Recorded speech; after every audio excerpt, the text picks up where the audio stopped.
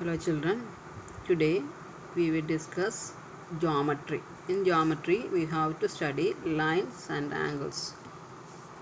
Before we are starting with geometry, we have to start with the point. Okay, point is a mark of position. When we want to point out something, we have to put a dot over here. That dot is known as point.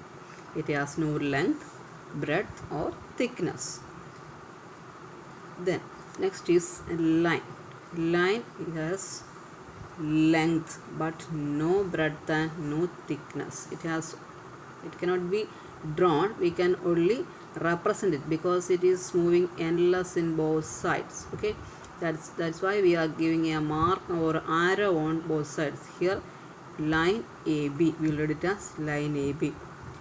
It has arrowhead on both sides, opposite sides, and it is moves endless. So we are saying that line cannot be measured. Okay, next, line can be drawn in different ways: straight lines and curved lines. But normally in geometry we are using straight lines. In the textbook it will be explained. Line means it represents straight line only. Okay, next is ray. It is a straight line which is starting from a fixed point and moves in the same direction. That is, it starts from a point and moves to the opposite direction. It is also moving endless. Okay, then a ray is a line whose one end is fixed and another end is a variable which extends infinitely in one direction of the line. It can be moved to that direction endlessly. We will read it as ray AB. This is also ray BA. We can read it as AB or BA, ray AB or ray BA. We can start infinite number of rays from a single point. And next is line segment. Line segment is a part of a line. It can be measured because it has a starting point and it has an end point. It is a straight line with its both ends are fixed. Okay, the given figure shows the line segment. This is a figure of a line segment. A starting point, it has an end point. We can measure and we can draw it, because when in the question it will be asked to draw a line segment. That means we can draw with a measurement 5 centimeter. We can draw with using our ruler. Okay, a line segment has a definite length. These are points we have to remember. Line segment has a definite length which can be measured through any two fixed point. One and only one line segment can be drawn. Always remember that through 2 points we can draw only one line segment, but we can draw infinite lines through one point. If two line segments have equal length, the line segment are said to be equal. Next is collinear points. The next topic we have to remember is collinear points. If three or more points lies on the same straight line, they are known as collinear point. Look at here. We can mark here 4 points. Here is 3 points. That is, if 3 or more points lies on the same straight line, we can say that they are collinear points. Then non-collinear means we can understood that all the 3 line we cannot draw different. I will show it. Here is 3 points. We can draw a line segment through these 3 points. Sometimes the points may be like this. We cannot join these 3 points with a single line segment. So these are non-collinear points. These are collinear points. Okay. And next is intersecting lines. When two line segments intersect or meet each other at one point, the lines are called intersecting lines. The point, this point is known as point of intersection. Here AB and CD are intersecting at the point O. Okay, there is another important point. There forms 4 angles. You can see This one angle, this is one angle, another one. Four angles are formed. And when we studied angles, we have to again remember these intersecting lines because we are studying the angles. The opposite angles are intersecting angles are equal. Then we will study in the section of angles. Okay. Now concurrent lines. Concurrent lines means when three or more coplanar lines pass through the same fixed points, the lines are called concurrent lines. That means when more than more than two or three line segment passing through one single point, that lines are called concurrent lines, and the point is known as point of, that intersecting point is known as point of concurrence. Again I repeat these points, you have to always remember collinear points means when three or more points passing through a single line, they are known as collinear points. And intersecting lines means when two lines intersecting each other at a single point is known as intersecting lines, and point at intersecting point is known as point of intersection. Then concurrent lines means when more than three line segment passing through one single point is known as concurrent lines, and that point of intersection, that point they meet, they are known as point of concurrence. Next is parallel lines. Two lines in the same plane are said to be parallel. Always remember they must be in same plane. Are said to be parallel to each other if they do not meet or intersect each other, no matter up to what length they are produced. That means when we see this picture, we can say that they are parallel, but we have to check when we extend to some distance, they are not intersecting, then only we can say that they are parallel. It is two line segment in this, they must be in same plane. Okay, one is in this plane, one is in the lower plane, it cannot be measured. Two lines must be in the same plane, said to be parallel to each other if they do not meet or intersect with each other, no matter up to what length they are produced. Okay, they are known as parallel lines. Next is we have to study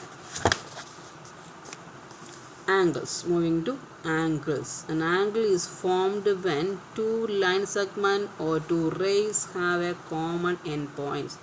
Or in other words, we can say that when two rays meet at a point, when two rays or two line segments meet at a point, there forms an angle.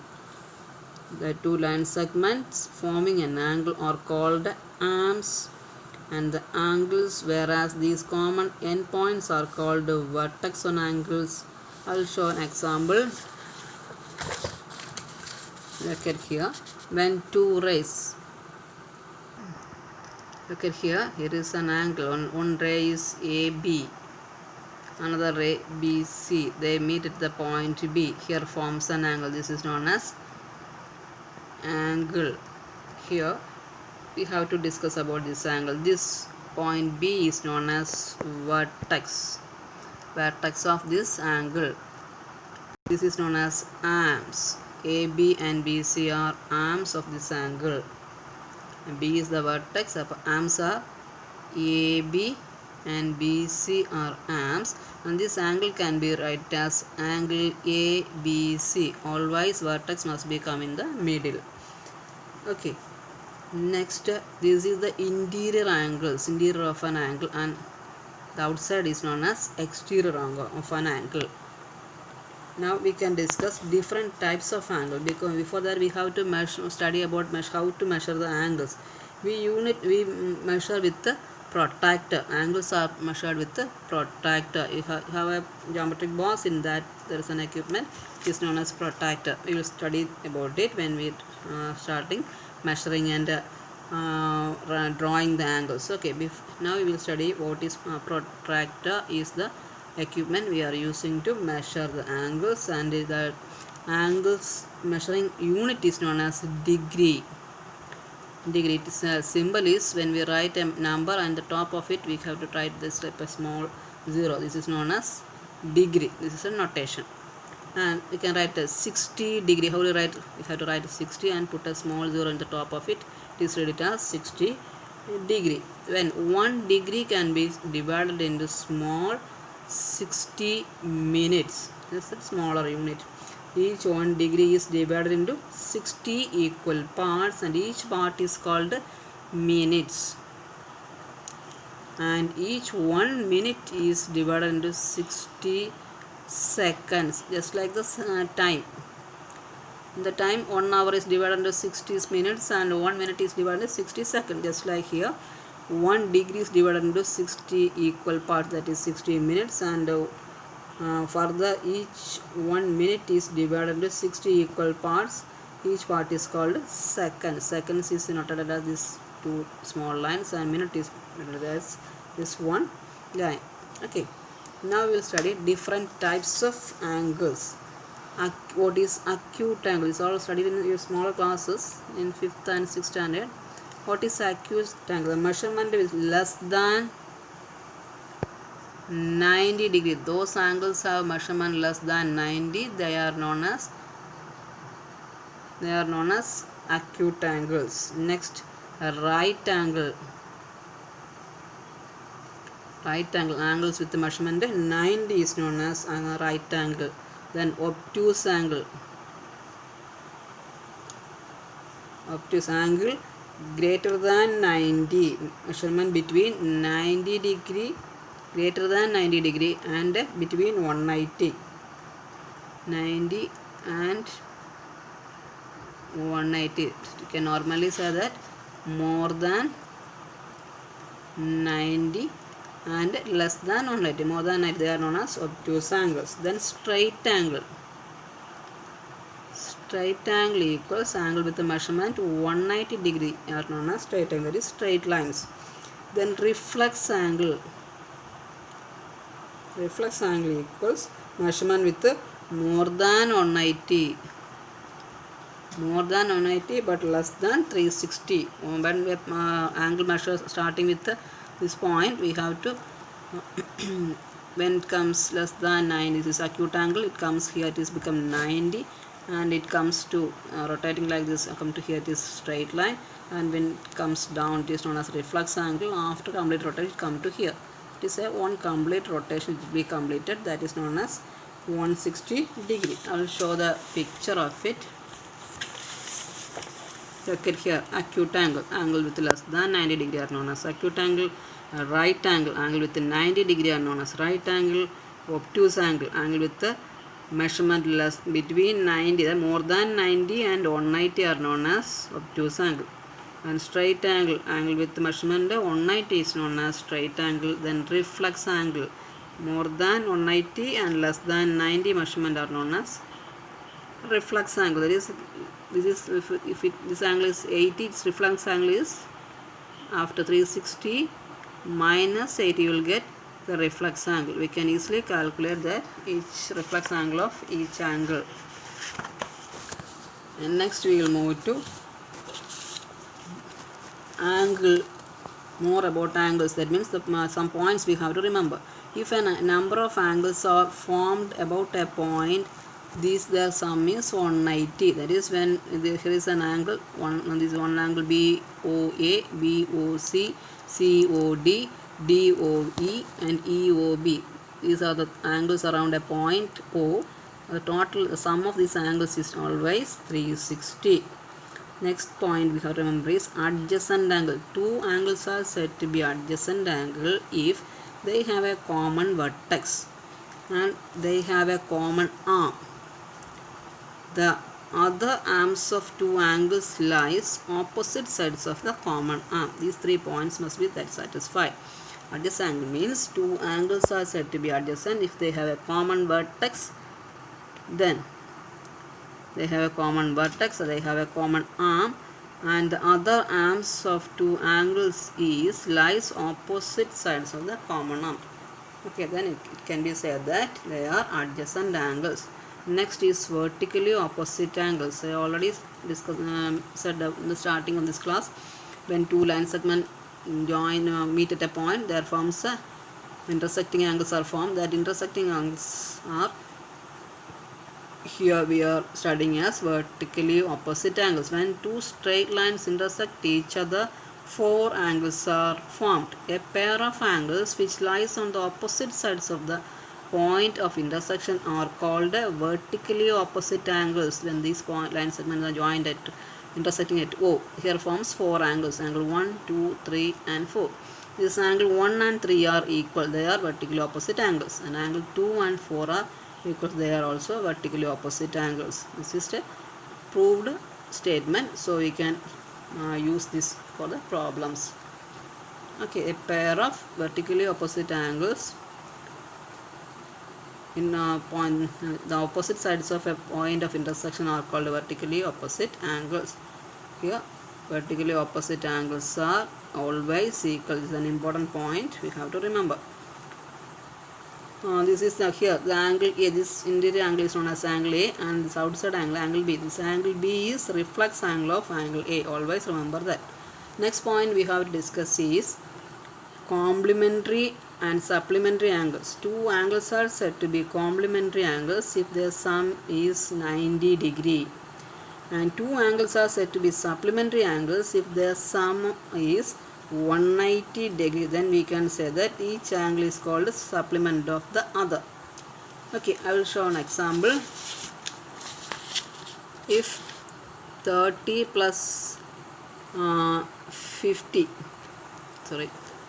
30 plus 60 will get 90 degrees. So these two angles are complementary angles. Now we can say that 30 is a complement of 60 and 60 is complement of 30. We can question is asked to find the complement of angle 25. What is the complement of angle 25? You can easily calculate 90 minus 25. 5 here is 8. 65 is the complementary angle of this 25. Just like 50 plus 130 equals 180. These are supplementary angles, and 130 is the supplement of 50 and 50 is the supplement of 130. Now if the question is asked to find the supplement of 110 degree, then you can easily calculate 180 minus 110. 70 will be the supplement of 110. Big angle 110. Easily you can calculate this. So please go through the portions we have discussed in your textbook up to supplementary angles. We will do the exercise in the next class. Next class we have a live class, so we can meet there. Thank you.